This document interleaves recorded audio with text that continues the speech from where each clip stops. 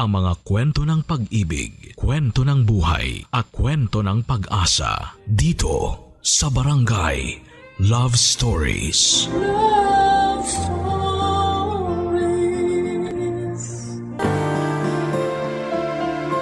Sa dami ng pwedeng option sa paggawa ng desisyon sa buhay, minsan ay hindi natin maiiwasan na malito. At sa pagpili ng kung ano ang akala nating tama ay nagkakaroon pa rin ng issue. Issue na lalong nagpapagulo sa sitwasyon. Ikaw, kabarangay, ano nga ba mga bagay na nagpapalito sa'yo? Dear Papa Dudut, hindi na po ako magpapasikot-sikot pa. Kumbaga tutumbukin ko na kaagad para diretso na agad ako sa mundo na makulay at punong-puno ng kalituhan at buhay na aking pong naranasan. Bye po ako, Papa Dudut. Bisexual, silahis at kung ano pang term ang naiisip ng mga nakikinig sa inyo. Medyo komplikado ang kwento ko, Papa Dudut, kasing komplikado ng pagkatao ko. Tawagin mo na lamang ako sa pangalang George. At least pwedeng tunog lalaki o babae ang pangalan. Kumbaga safe na safe sa phone book sa cellphone. George for Georgina. 28 years old ako ngayon at nangyari ang kwento kong ito ilang taon nang nakakalipas. Siguro'y naka-move on na talaga ako dahil kaya ko nang ikwento sa ibang tao ang pangyayaring ito ng buhay ko. Sabi ko wala na akong pasikot-sikot. Ang hahabaan ko rin pala ay intro ko. O sige na nga Papa Dudut, totoo na to ha. Office mates kami ni Sam at safe din no, pwedeng babae at pwedeng lalaki. Sam for Samuel. Sobrang close kami as in. Naging close kami dahil unang kita ko pa lamang sa kanya ay tumibok na ang bakla kong puso, kaya gumawa talaga ako ng paraan para mapalapit sa kanya. Pinakilala siya ng isa sa mga office mate ko. Matangkad si Sam, tisoy, balbon, yung tipong 2 araw lang na hindi mag-ahit ay may balbas na agad. Maraming nagkakagusto kay Sam, Becky man o girl, na hindi naman nakapagtataka dahil makalaglag brief o pante. Anti, depende po siguro sa suot. Pero syempre hindi ako papakabog. Makikipagsabayan talaga ako. Kaya gumawa ako ng paraan para makasama ko si Sam sa isang inuman, Papa Dudut.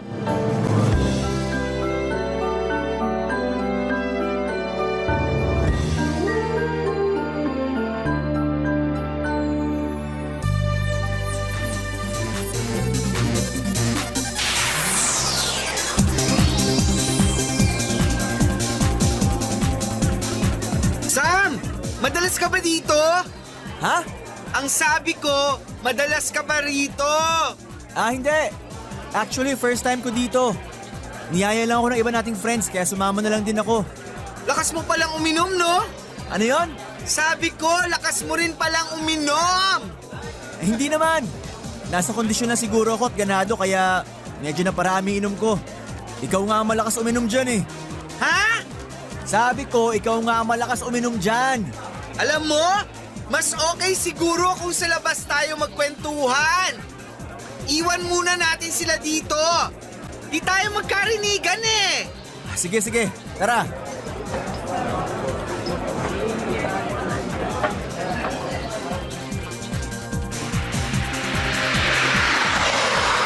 Mas tahimik naman siguro dito. Mas magkakarinigan tayo. Okay ka pa ba? Okay lang naman. Pero medyo may amats na rin. Ikaw? Ang totoo, lasing na. May iba pala ako. Medyo personal ng konti ha. Okay lang? Depende. O sige, kapag pwede sagutin, sasagutin ko. Ano yun? May girlfriend ka na? Ha? Ang sabi ko, may girlfriend ka na ba? Girlfriend, jowa. Baka kasi mamaya pagpasok ko bukas, may bigla na lang sumampal sa akin eh. Wala naman. Uwe! Sa gwapo mong yan, wale! Baka naman pihikan ka lang. Choosy, masyadong mapili, mataas ang standard. Hindi naman. Pero di lang talaga kasi madali. Mahirap talaga ang may karelasyon. Totoo yan. Dami mong i-consider talaga. Hindi lang yun. Ano pa? Ano ba yan? May epekto na nga yata ang alcohol sa katawan ko ah. Wala, hayaan mo na yun. Ano nga yun? Dali na. Tayo lang naman ang nandito eh. Promise tayo lang makakaalam ha. Promise, swear, sumpaman. Oh, ayan ha, nakataas pa ang kamay ko. Sige, para magaan din naman kasi ang loob ko sa'yo eh. Oh, game na. Ano na nga yun? Bye ako. Ha? Bye. Silahis. Os, kailan pa? Matagal na. Kaya pala wala kang jowa? Pero okay na yun. Carry lang. Ako nga lantad sa mga utaw na ganito talaga ako eh. Wapa Kels, this is me. I'm happy. Ikaw lang nakakaalam niyan ha. Promise mo, secret yan. Promise. Mamatay man ang lahat ng chismosa na may hilig mangialam sa buhay ng may buhay. Tara, pasok ulit tayo sa loob. Inom tayo. I-celebrate natin ang pag-amin mo sa akin. Tara na, dali. Papa Dudut, aaminin ko sa inyo na medyo na-turn off ako ng konti kay Sam nang malaman ko na paminta siya. Pero sa kabilang banda ay natuwa na rin ako kasi nakakita ako ng chance na pwedeng maging kami, na magugustuhan niya ako. Kaya kung dati ay naiirita ako sa mga babaeng umaaligid kay Sam, ay pinagtatawanan ko na lamang sila dahil alam ko na ang totoong pagkatao niya. Pero syempre may kompetisyon pa rin dahil may posibilidad na magkagusto din siya sa babae, Papa Dudut. Kaya naman umariba na ako sa pagpapaganda at pagpapakita ng aking ginintuang asal. Diyos lang. Talagang pinilit kong kunin ang atensyon niya pero syempre sariling kayod. Hindi ako pwedeng magpatulong sa iba dahil wala namang may alam na ganon si Sam. Para nga akong ewan at hindi nga ako nanligaw ng babae pero para akong lalaki na nag-iisip ng paraan para mapasagot ang natipuhan ko. Pero hindi ko naman pinapahalata na nililigawan ko siya. Kumaga Papa Dudut ay kinukuha ko muna ang loob niya. At kapag yon ang nakuha ko ay shoot sa banga ang beauty ko dahil hulog na siya sa aking mga bitag. At once na nabingwit ko siya ay wala na siyang dahilan para tumanggi pa. Ahamakin ko ang lahat, mapasa akin lamang siya at sisiguraduhin kong hindi siya magsisisi sa piling ko. Masyado bang mapusok, Papa Dudut? Well, ganun ako eh. Bigay todo. Effort to the max. At least, wala akong panghihinayanganan dahil ginawa ko naman ang lahat, Papa Dudut.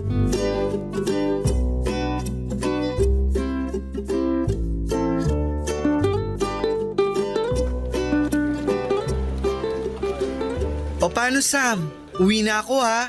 Ingat ka. Nagmamadali ka ba? Hindi naman. Bakit? Doon muna tayo sa may table ko sandali. May tatanong lang ako. Okay, sige. Gora! Ano naman yun? At parang emergency meeting naman to? Kinakabahan naman ako sa'yo. Ano? Sabihin mo na, dali. Kala ko ba di ka nagmamadali? Pwede bang maupo muna tayo bago tayo mag-usap? Sure. O ayan, nakaupo na. Ano na yun? Game! Tanong ko lang ha. Bakit parang sobrang bait mo sa akin? Ganun naman ako sa lahat eh. Hindi eh. Nararamdaman ko, espesyal talaga ako sa'yo. Prangkahan na tayo. May gusto ka ba sa akin? Wow ha? Kung makapagtanong, masyadong diretso. Parang reporter lang ang peg. Yung totoo. Para kasing sa ginagawa mo, nililigawan mo ako eh. Hindi naman sa kakapalan ng mukha ha. Pero yun talaga kasi ang nakikita ko sa mga ginagawa mo sa akin. Ano ka ba? Paano mo naman nasabi yan? Malisyoso ka lang? Paano ba naman? Tinan mo ha. Mas nauunang matapos ang shift mo. Pero hinihintay mo ako hanggang makauwi ako. Nung birthday ko, nagpunta ka pa sa bahay at nagdala ng cake at wine. Kapag may company reports ako na hirap akong gawin, ginagawa mo. Nung nagkasakit ako, halos maya't maya tawag ka ng tawag sa akin para kumustahin ako. Dahil ayaw kitang papuntahin sa apartment dahil baka mahawa ka.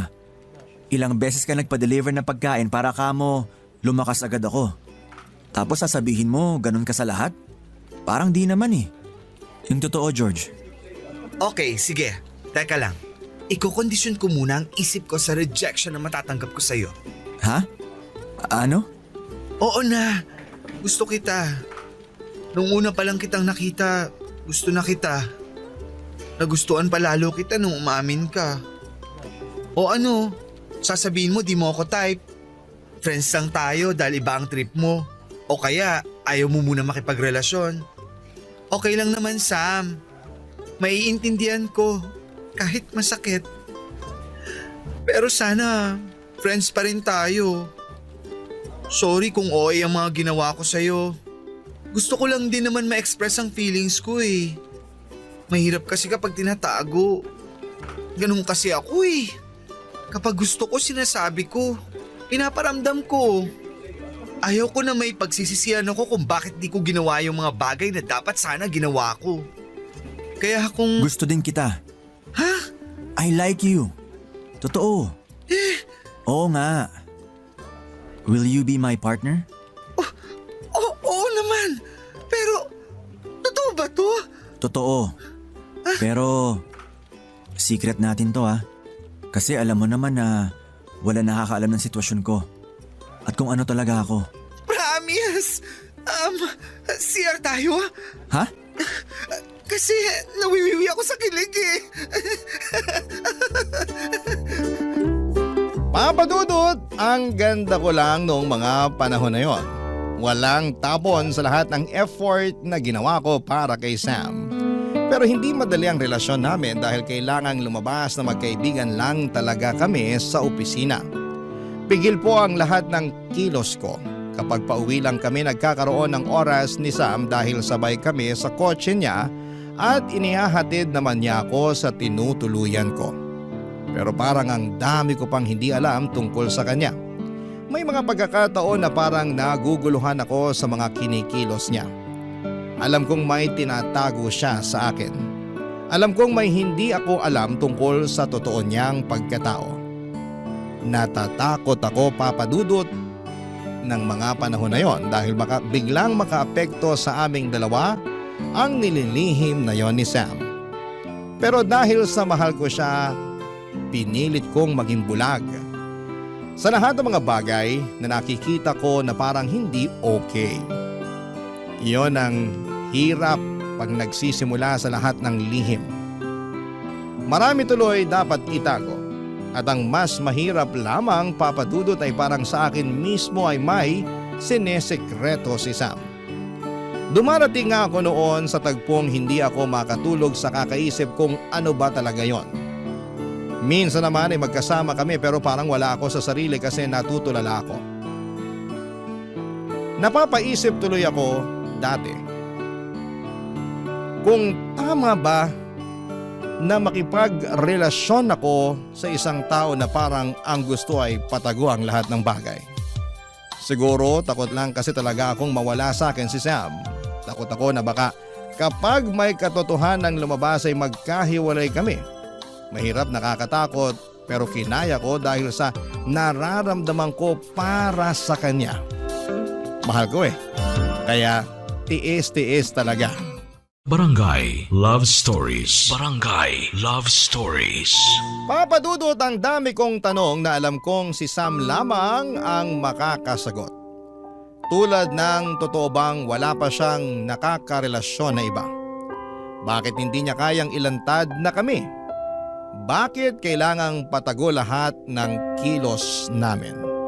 Bakit hindi ako pwedeng basta-basta pumunta sa totoo niyang bahay bukod sa apartment? Lahat ng iyon, Papa Dudut, naglalaro sa isip ko. Para kung nasa isang game show na hindi ako sigurado kung mananalo ba ako. Para kung nasa isang sugalan na hawak ko na ang baraha pero wala pa ring assurance na nakalalamang ako. Ito yung feeling na walang security at napakahirap. Ilang linggo pa ang lumipas, pinagbigyan ko si Sam sa kung ano ang nakasanayan namin na setup. Pumayag ako sa simula pa lamang na gano'n ang sistema namin, kaya dapat ay pangatawanan ko rin talaga. Kailangan ko rin kasi siyang protektahan. Siyempre naman papadudot sino ba naman ang gustong masirang isang tao na mahalaga sa iyo, hindi ba? Yun nga lang, ako ang mas nagsasakripisyo kasi ako all out sa kanya. Wapakilos ako kung baga kasi mas mahalaga sa akin na maramdaman ng partner ko na importante siya at mahal ko siya. Pero papadudot lahat ng bagay ay may sukdulan. Hindi ko rin natiis at kinumpronta ko na si Sam, papadudot.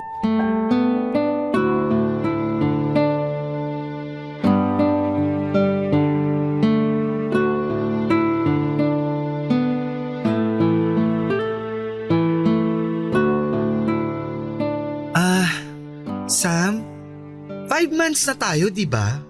Teka, 1, 2, 3, 4… Oo, 5 nga. Bakit? Magagalit ka ba kung magtatanong ako? Tungkol saan? Tungkol sa'yo. Tungkol sa atin. Kung ano na tayo. Unahin mo na yung sa atin. Ano yung gusto mo malaman? Ano ba talaga tayo? Sino ako sa'yo? Tayo. Ikaw at ako. Mahal kita, mahal mo ko. Yun, ganun. Ano ako sa'yo? Ano ba naman yan, George? O sige, yung tungkol na lang sa'yo kung ayaw mo nang sagutin ang tanong ko tungkol sa sarili ko. Kung ano ako dyan sa buhay mo. Anong tungkol sa akin? Sino ka ba talaga, Sam? Ano ba ang meron sa'yo na di ko alam? At bakit di ko pwedeng malaman? Mahabang kwento. Handa naman ako makinig. Kahit gaano kahaba. Gusto ko lang malaman ang totoo. Baka masaktan ka. Ayos lang. Okay lang. Kaysa naman magmukha akong tanga dahil wala akong alam. Makikinig ako. Sige na. Simulan mo na. George, Huwag ka na mag-isip ng magandang salita para maipaliwanag ang totoo. Sabihin mo ng diretso. Please. may kalivin ako. Lalaki? Bakla? O babae? Babae. Bakit ka ba nakipagrelasyon sa akin? Dahil sinunod ko nararamdaman ko. Alam ba niya? Hindi. Anong plano mo? Hindi ko pa alam. Nalilito ako. Habang buhay ka na lang bang magtatago? Gusto kong umamin. Pero di ko alam kung paano. Magpakatotoo ka. Kung kailangan mo ng tulong, tutulungan kita. Nahihirapan na rin ako, George. Ang hirap-hirap. Ipakilala mo naman ako sa kanya. Gusto ko lang siyang makita. Ipakilala mo ako as your friend. Ganun lang. Huwag na muna ngayon. Pero gagawa rin ako ng paraan. Hindi ko na rin kayang habang panahon na magkunwari. At pati ikaw nagsasakripisyo ng dahil sa akin. Okay lang ako. Mas okay ako ngayon dahil alam ko na ang totoo. Basta mahal kita. Alam mo yan. Dumaan muna tayo sa kahit anong resto bago mo ako iatid. Kain muna tayo. Hana. Papadudot, nasaktan ako sa sinabi ni Sam pero natuwa na rin ako dahil parang ako ang naging dahilan kung bakit niya hihiwalayan ang ka-live-in niya. Makasarili lamang ang drama, no? Pero ayon talaga ang katotohanan sa nararamdaman ko. Medyo nagkaroon ako ng peace of mind, papadudot, matapos aminin sa akin ni Sam ang katotohanan. At least noong mga tagpong yon ay alam ko kung saan ako lulugar at kung ano ang sitwasyon naming dalawa. Pero mahirap pa rin masyadong umasa dahil baka bigla na lamang piliin ni Sam ang ka-live-in niya kesa sa akin. Siyempre silahis nga siya, may posibilidad na ma-inlove siya ng totoo sa isang babae. Pero habang hindi pa yon nangyayari ay susulitin ko muna ang pagkakataon na kami ni Sam. Oo nga at nalilito pa siya sa gagawin niyang desisyon pero alam ko naman na sa pagkalito niyang yon ay isa ko sa mga dahilan. Patunay lamang na may nararamdaman talaga siya para sa akin. Papa Dudut, pwedeng husgahan ng mga nakikinig sa iyo ang aking pagkatao o ang pagkatao namin ni Sam, pero ito lamang ang masasabi ko. Tulad ninyo ay may puso rin kaming tumitibok na marunong masaktan, matuwa at magmahal, at may utak din kami na nag-iisip at gumagawa ng desisyon. In short, tao rin po kami. Ilang linggo pa ang lumipas mula nang umamin si Sam na may ka-live-in siya na babae. Unti-unti na siyang nakabubuo ng desisyon at susunod niya na gagawin. Sinabi niya sa akin na aaminin na daw niya sa kanyang ka-live-in.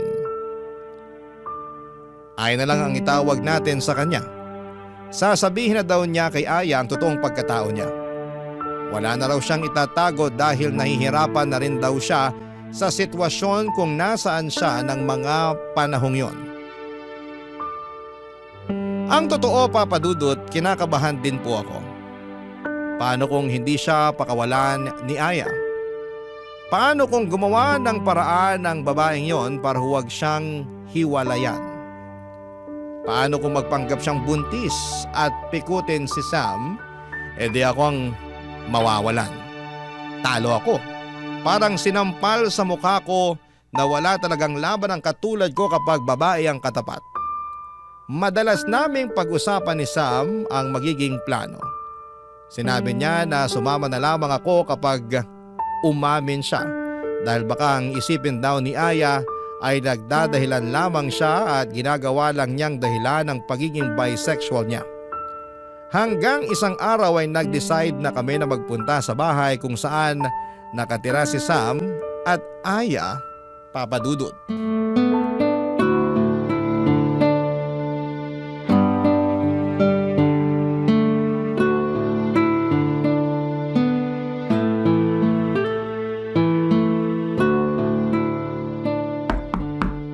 Aya? Aya? Oh Sam, ginabi ka yata ngayon. Sino yung kasama mo? Si George. Tara George, pasok tayo. George, si Aya. Aya, si George. Hi, Aya. Kumain na ba kayo? Hindi kasi ako nakapagluto ng marami. Di ko naman alam na may bisita tayo, Sam. Okay lang, kumain na kami. Juice, George? Coffee? No thanks. Okay lang ako. Huwag ka na mag-abala. Ayos lang. O, upo tayo. Upo ka, George. So, Sam? Anong meron? Aya, Ang lalim naman ang pinaghugutan mo ng buntong hininga na yon. Okay ka lang ba, Sam? ang totoo, hindi. Ha? Bakit naman? Aya, alam ko wala to sa timing. Biglaan pero wala naman ako makitang ibang paraan at panahon para sabihin sa'yo to. Pwede ba, Sam? Kung yung iba ang gusto diretso na, sa akin please lang, dahan-dahan, please. Okay. Aya, we've been together for more than a year now. Mabait ka, maganda, mapagmahal, maasikaso, maalalahanin. Parang close to perfect na kung tutuusin. Pero di ang relasyon natin. Okay. Ngayon sabihin mo na yung gusto mong sabihin.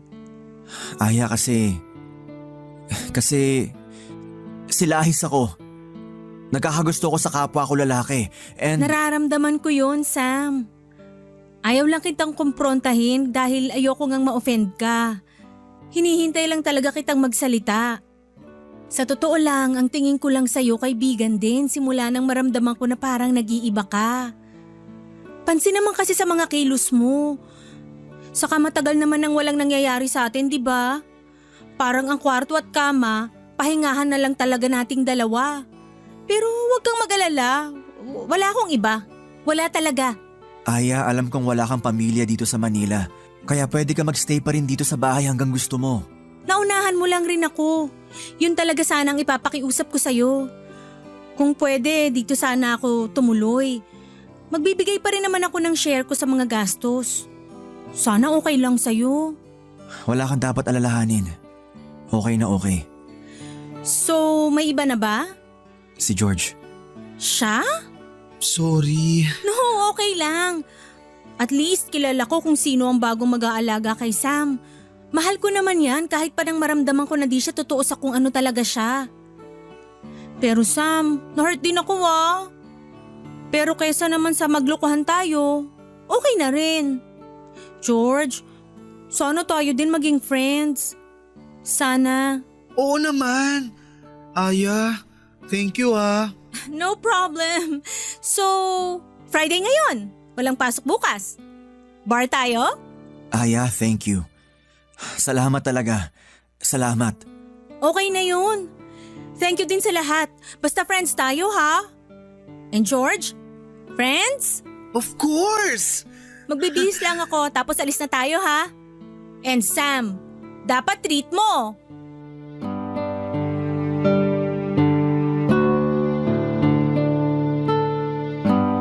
Papadudot, ang inakala namin ni Sam na magiging mahirap na sitwasyon ay biglang naging simple. Madaling kausap si Aya, siguro nga ay dahil naiintindihan niya ang sitwasyon at pagtanaw na rin ng utang na loob kay Sam. Pagtanaw ng utang na loob dahil maraming kinuwento sa akin si Sam na noong gabi na lumabas kami para mag-bar.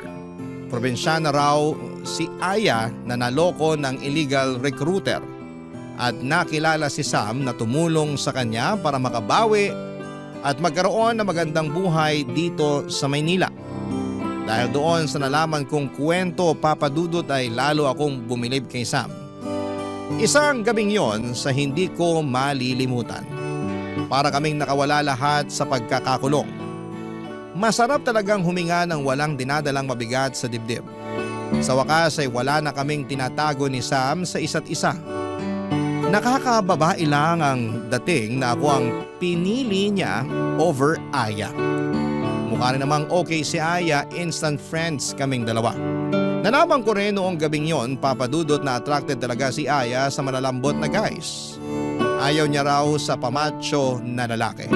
Hindi lang din daw yon ang first time na na-fall siya sa katulad ni Sam. Dati nga raw bakla talaga. Hindi lang daw niya akalain na si Sam ay silahis at aamin sa kanya. Umuwi kaming tatlo, Papadudot, na alam naming masaya kami, lalo na ako. Barangay Love Stories. Barangay Love Stories. Papadudot, matapos ang aminan na nangyari ay parang naging magaan ang lahat. Mas sumaya ang relasyon namin at unti-unti nang nag-out si Sam sa opisina. Mas naging masayahin siya at mas naging komportable sa kanyang sarili. Bagay na kinatuwa ko rin. Pero Papadudot, bakit nga kaya hindi pwedeng masaya na lang ang lahat ng relasyon? Bakit kaya kailangan pang magkaroon ng issue na susubok sa pagsasama? Kasabay ng pag-iiba ni Sam ay ang pagbabago rin talaga ng kanyang ugali. Kung dati parang conservative type siya, parang bigla siyang naging bulgar. Iniisip ko na lamang na baka kasi ni-enjoy niya ng husto ang pagiging bagong siya. Matagal din kasi siyang nagtiis at itinago ang totoo niyang pagkatao. Pinilit ko uli siyang intindihin. Masaya na rin naman ako kahit papaano dahil nakikita ko na masaya siya. Yun yung saya na hindi ko nakita sa kanya dati noong hindi pa siya umaamin. Pero yun nga lang naging one way uli ang relasyon. Habang siya ay nag-e-enjoy, ako naman umiintindi. At aaminin ko na hindi ito nakatutulong sa relasyon naming dalawa.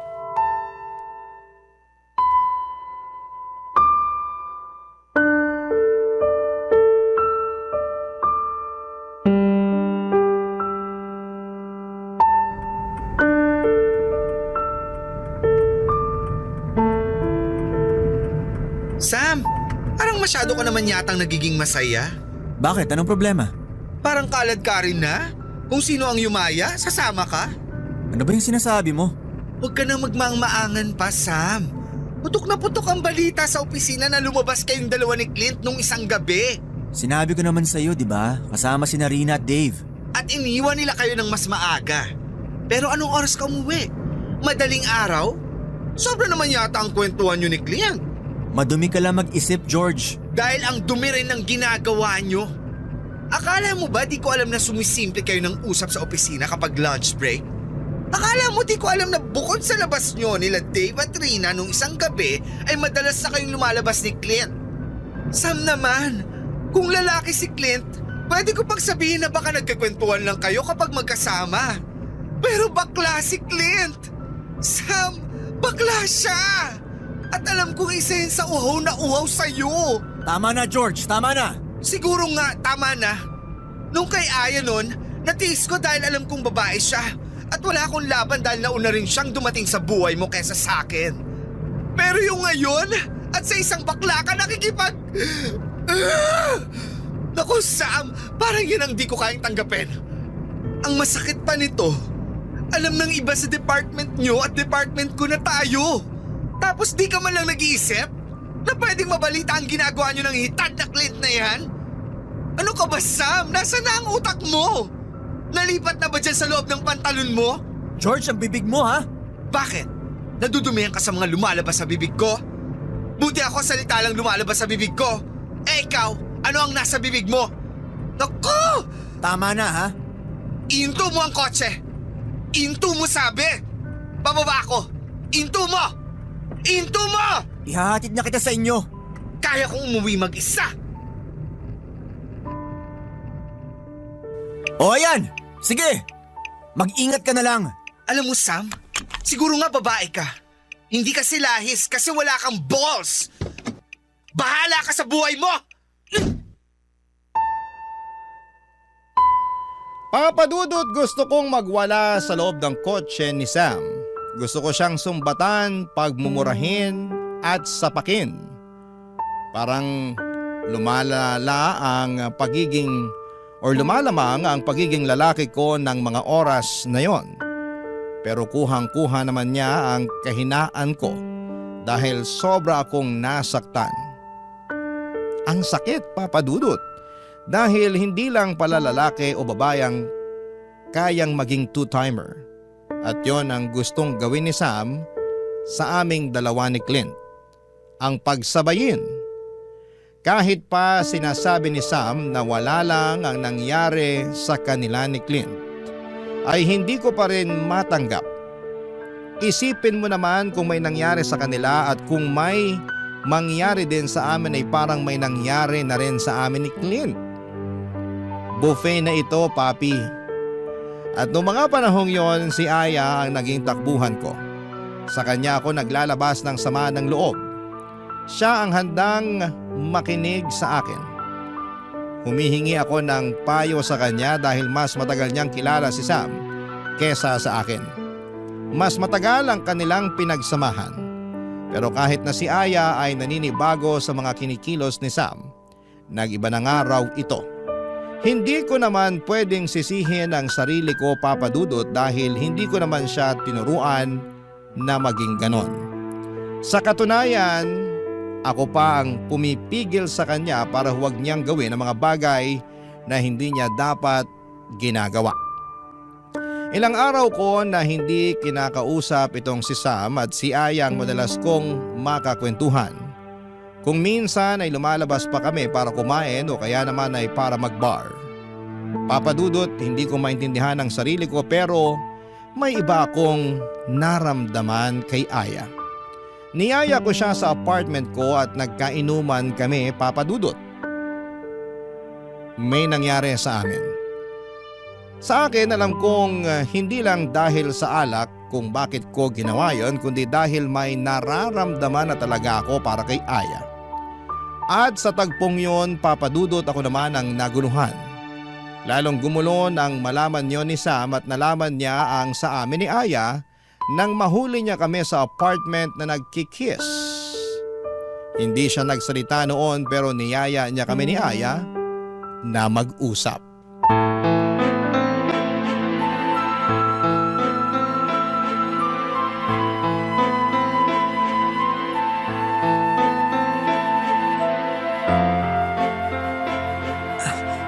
George, ano ka ba talaga? Hindi ko alam. Pero isa lang ang malinaw. Gusto ko nang tapusin kung ano man ang meron tayo. Aya? Magulo, Sam eh. Aya, nangyari. May nangyari. Imposible naman na di natin yung sinasadya dahil di lang naman isang beses. Pero ayoko nang maulit ang nangyari sa amin dati ni Sam. George, magdesisyon ka naman kung ano ba talaga. Ikaw ang may kasalanan nito, Sam. Bakit ako? Dahil ikaw ang unang naging magulo ang isip. Masyado ka rin kasing mahina. Oo na, ako na. Kasalanan ko na ang lahat. Ibuntun nyo na sa akin ang lahat ng sisi. Ako na ang mali. Ako na ang marumi. Ako na ang makasalanan. So ano? Paano na tayo ngayon? George? Kung yung sa atin, ayoko na. Iba ang pinoproblema ko ngayon. Kung ano kami ni Aya. Aya? Mahirap sumagot, George. Desisyon na naman to eh. Nalilito ako sa totoo lang. Ang sakit naman itong ginawa nyo sa akin. Ay wow! Patas lang, Sam! Patas lang! Lahat naman tayo nasaktan, di ba? Nasaktan tayo lahat. Sa iba't ibang paraan nga lang. Ano na? Ganito na lang. Hahayaan na lang nating maging magulo. Maghiwa-hiwalay na tayo. Yun lang siguro ang makakapagpalinaw sa lahat. Sam, kung ano man na nangyari sa atin, hayaan na natin yun. Pero di ko malilimutan ang mga naitulong at nagawa mo para sa akin. George, mas maganda siguro kung hahanapin mo rin muna talaga ang sarili mo. Mahirap magpakabigla. Yung nangyari sa atin, malay natin kapag nahanap mo na ang sarili mo, magkatagpo uli tayo. Pero di muna siguro ngayon. Ang hirap naman ito. Ang gusto ko lang naman, mahalin ako. Ang gusto ko lang naman magmahal. Ang hirap naman maging masaya. Di naman ako madamot. Di naman ako makasarili. Pero sige, tama ka nga siguro, Aya. Siguro nga, magkanya-kanya muna tayo. Sorry. Sorry sa inyong dalawa. Papadudot, hanggang ngayon ay sariwa pa sa isip ko ang komprontasyon na yon sa pagitan naming tatlo. Ang pakiramdam ko ng mga tagpong yon, ako ang talong-talo. Ako ang dehado. Isipin mo naman, ang dalawang tao na binigyan ko ng puwang sa puso ko ay parehas na hindi ako kayang pangatawanan. Ang dalawang tao na gusto kong mahalin ay hindi kayang suklian ang kaya kong ibigay sa kanila. Papadudot, nag-decide na nga kaming magkanya-kanya na muna. Si Aya ay bumalik sa probinsya nila, si Sam ay nagpalipat sa ibang site, at ako naman ay naiwan sa dating department ko. Mahirap pong mag-move on sa simula kasi dalawang tao ang pinipilit kong kalimutan, si Sam na pinangarap ko na maging kami, at si Aya na may nararamdaman akong kakaiba. Pero gusto muna niyang masigurado na ano nga ba ang nararamdaman ko para sa kanya. Komplikado po ang nangyari sa aming tatlo. Umikot ang kwento sa amin. Natatawa na nga lang ako ngayon kapag naiisip ko na gano'n nga ba talaga kaliit ang mundo at ang pagkakataon dumaan sa amin ng sabay-sabay. Papadudot, nagkikita kami ni Sam kapag may mga company party pero hi at hello lamang kami. Si Aya wala na kaming balita pero sana'y masaya at okay lamang siya. At ako naman eto, iniiwasan munang ma-involve muli sa pakikipagrelasyon. Gusto ko munang ma-enjoy ang sarili ko at alamin kung ano talaga ang hinahanap at gusto ko. Maraming salamat po, Papa Dudut, kapag may bagong ganap, susulat po uli ako, ha? Ang inyong kapuso at kabarangay forever, George. Kwentuhan naman tayo dito sa comment section.